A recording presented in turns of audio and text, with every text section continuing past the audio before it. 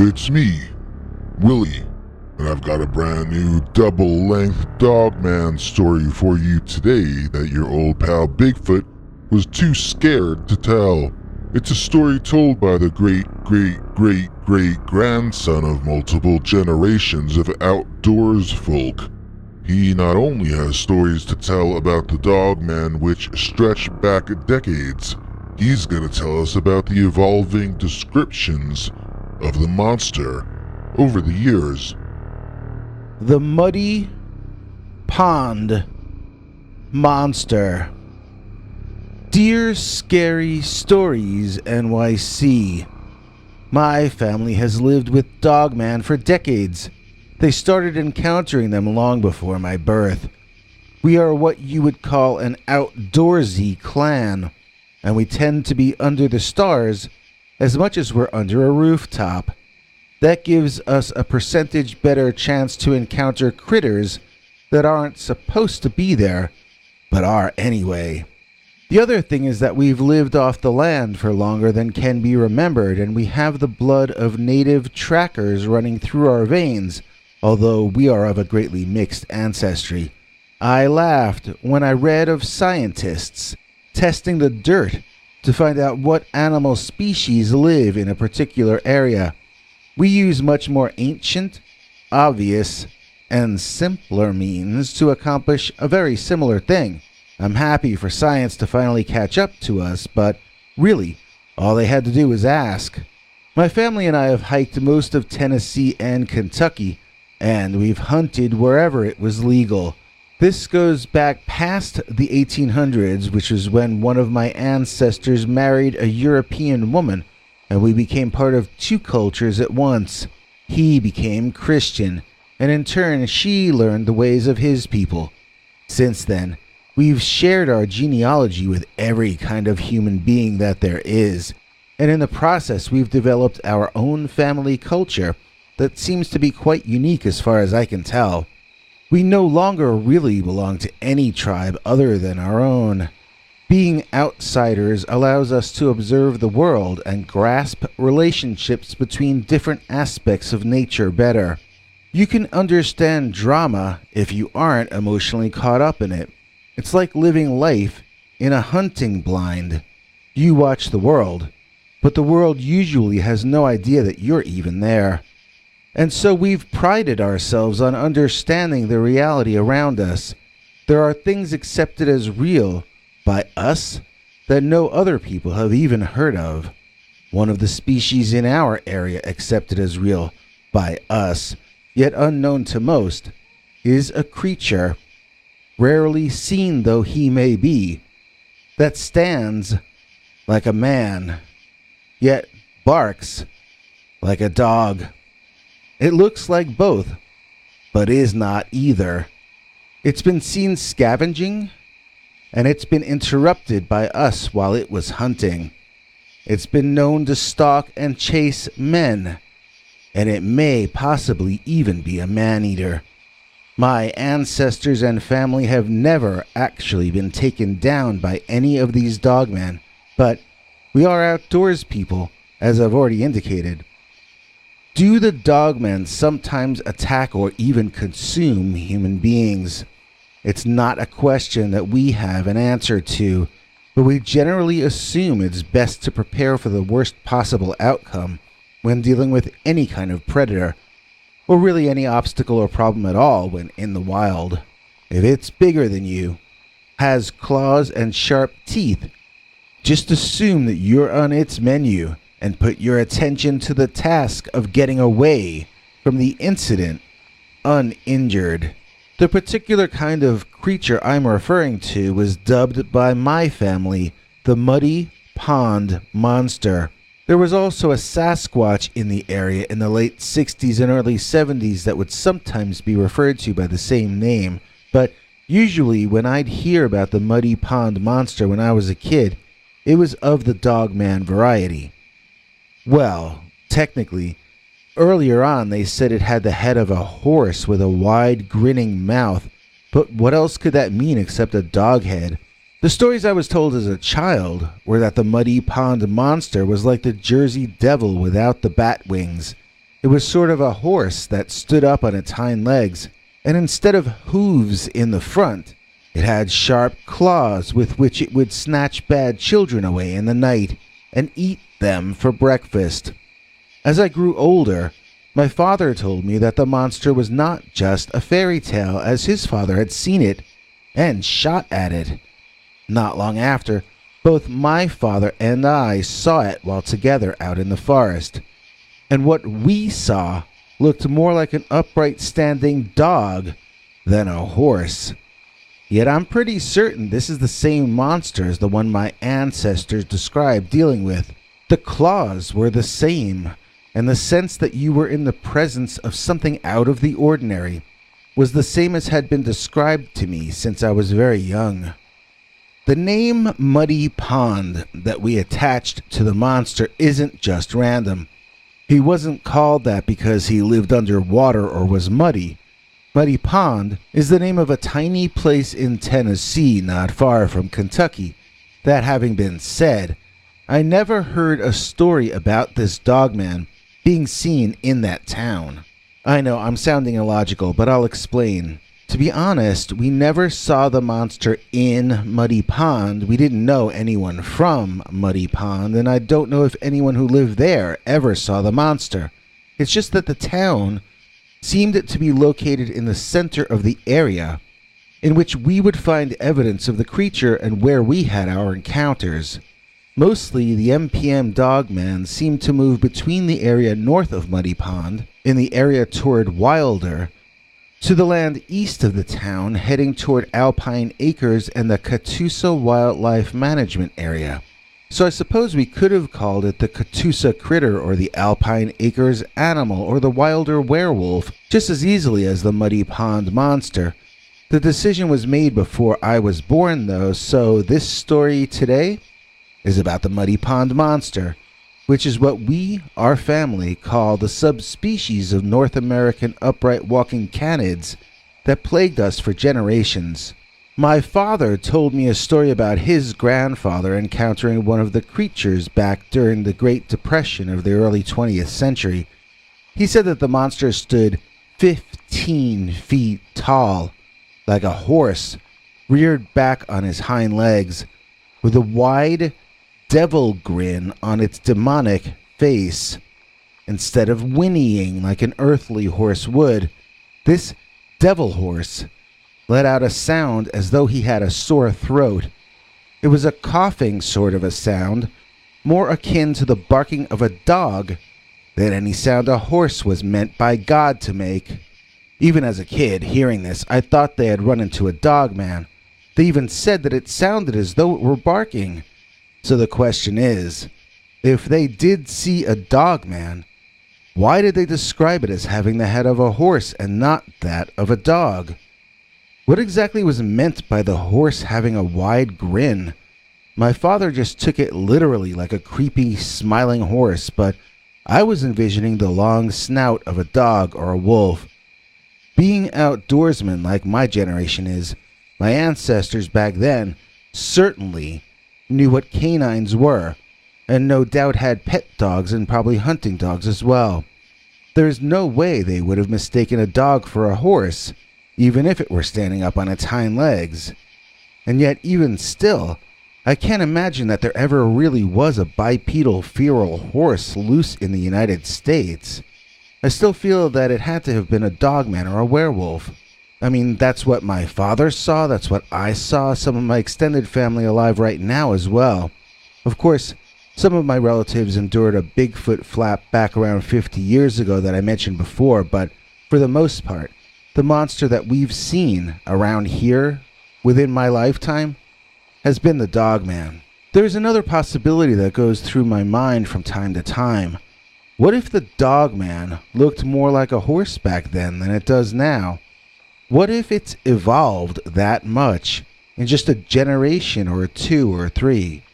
After all, the ones we've seen are not 15 feet tall as they reported the horse-like monsters being. One logical argument against this theory is that people were reporting Dogman-like creatures way back in the early 20th century, too. I have this other question, though. What if these aren't natural creatures? I mean, either the horse-like ones, or the modern ones, or both. What if they are shamans, or sorcerers, or brujos? What if they're shapeshifters? In that case, wouldn't they be able to choose to have any kind of head they might like to have? Even a horse with a wide grin? Maybe. Maybe not. I certainly can't answer that question. Maybe the answer is as simple as the changing whims of local skinwalkers, or even one or two genetically deformed dogmen. For whatever the reason is, my father and my generation have witnessed tall dogs, sometimes seeming to be over 10 feet tall, but not always. They walk bipedally. They are usually colored dark, but with stripes and swirls in their coats occasionally. The heads are very wolf-like, and the eyes appear black in the day and a glowing orange yellow at night. Unlike other canines, you will not see this species panting.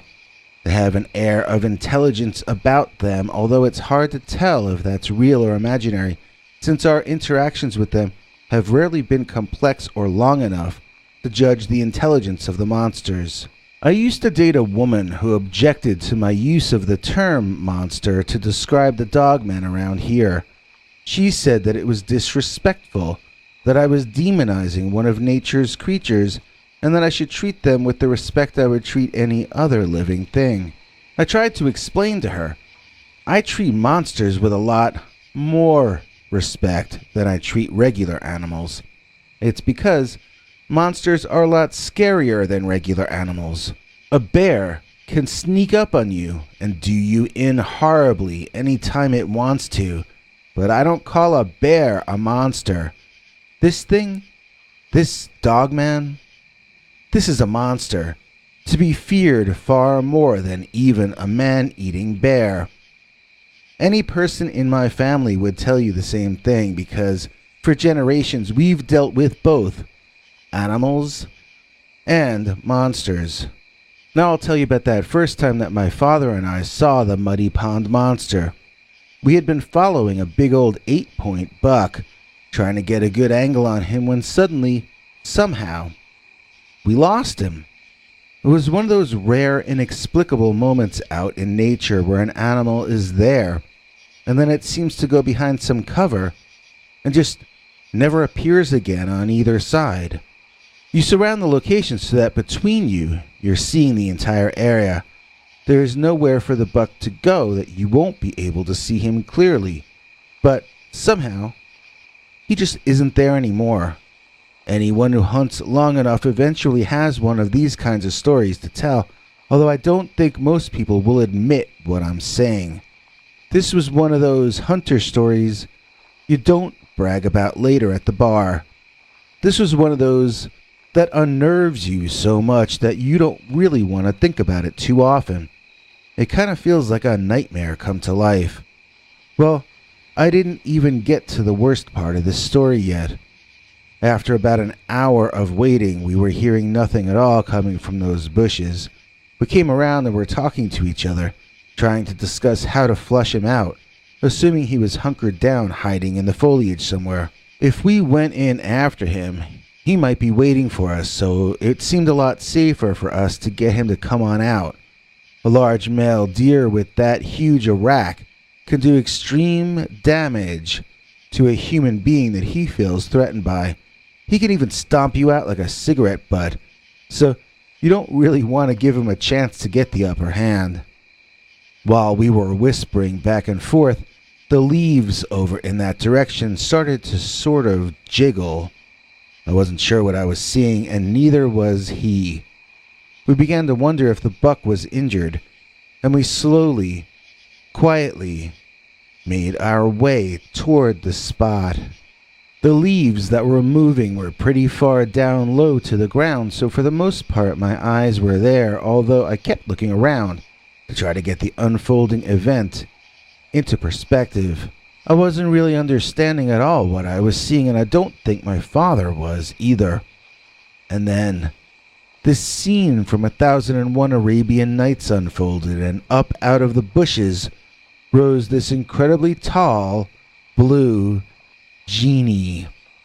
Except it wasn't a genie, it was a demonic-looking dog-headed grayish-blue monster, and it had been waiting for us to come close enough for it to stand up and say hello. The hair on top of the Dogman was thicker and denser, and again, over its privates and on top of its legs.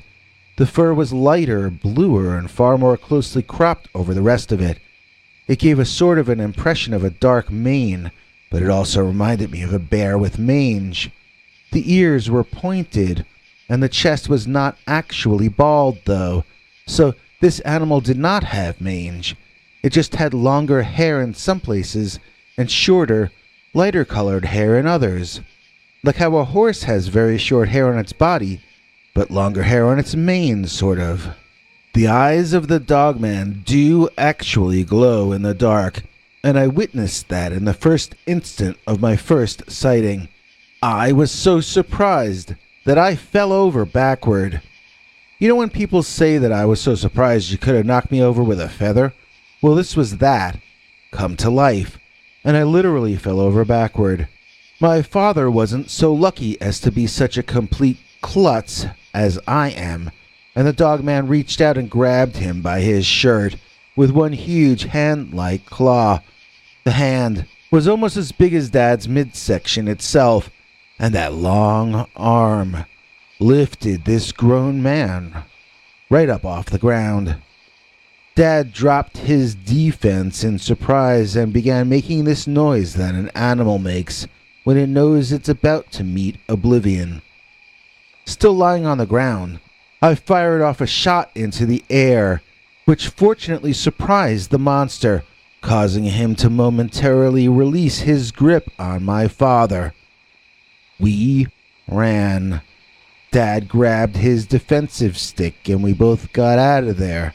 We did not hear the muddy pond monster following us, but we assumed he would stalk us back to wherever we went next. We debated tactics quickly, eventually deciding to try to lead the creature away from the direction of our home. To do this, we ran in the wrong direction for a couple of 100 feet over muddy ground, making sure to leave tracks on easy-to-read terrain. Then, we climbed this large tree and got ourselves up a way. We were able to jump over onto a branch of the next tree over and the next. We got as far in the direction of home as we could up in the air, then jumped down and made a run for it the rest of the way. It was our hope that the Dogman wouldn't pick up our second trail. I do think it worked, as we never did see them on our own turf. We would only witness them when we ventured out into their range. Most of the Dogmen we've seen were darkly colored, like I mentioned earlier. One time, I saw one that seemed black all over.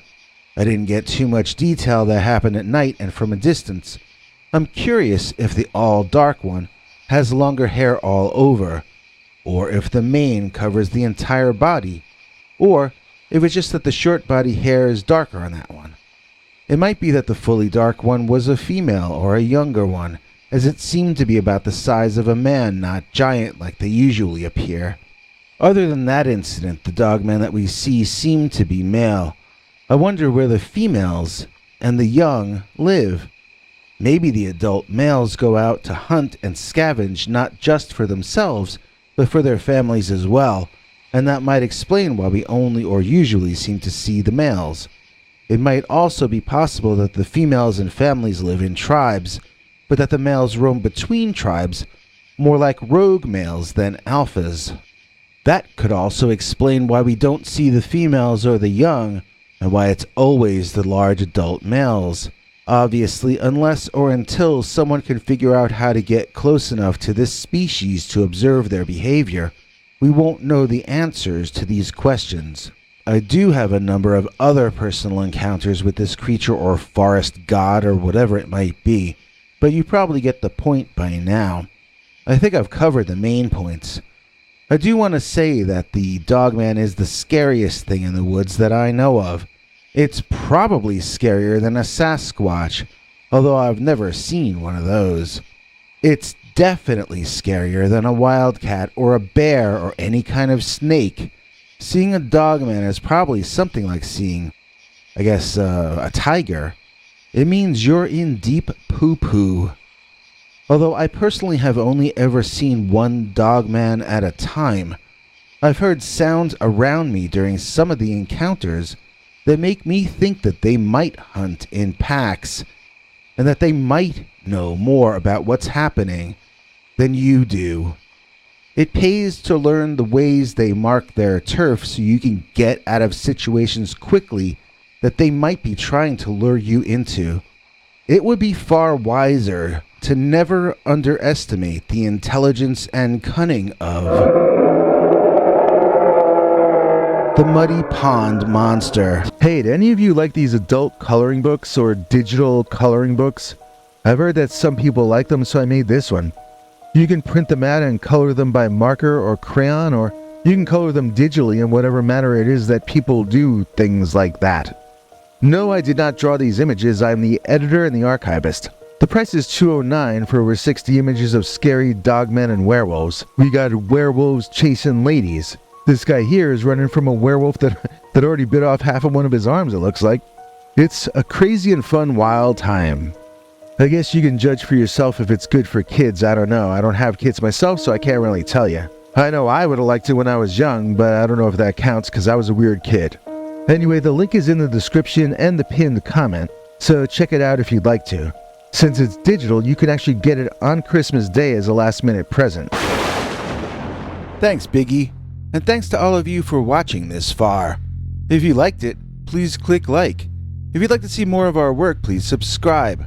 And also click that bell icon if you'd like to be notified when we put out a new episode. To become an executive producer, you can donate to us through the thanks button under each of our videos or through our paypal.me/PeterBernard209 page.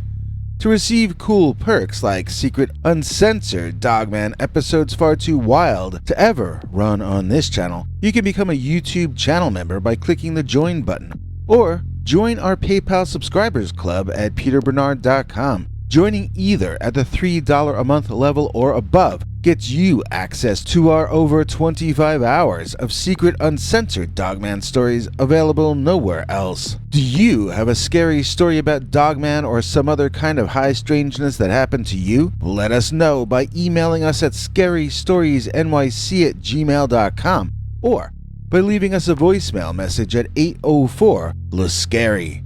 You may need to call back on that one. It cuts off after, I think, 3 minutes. And if you don't want to do any of that stuff, thank you for simply watching to the end. Good night, and have a scary tomorrow.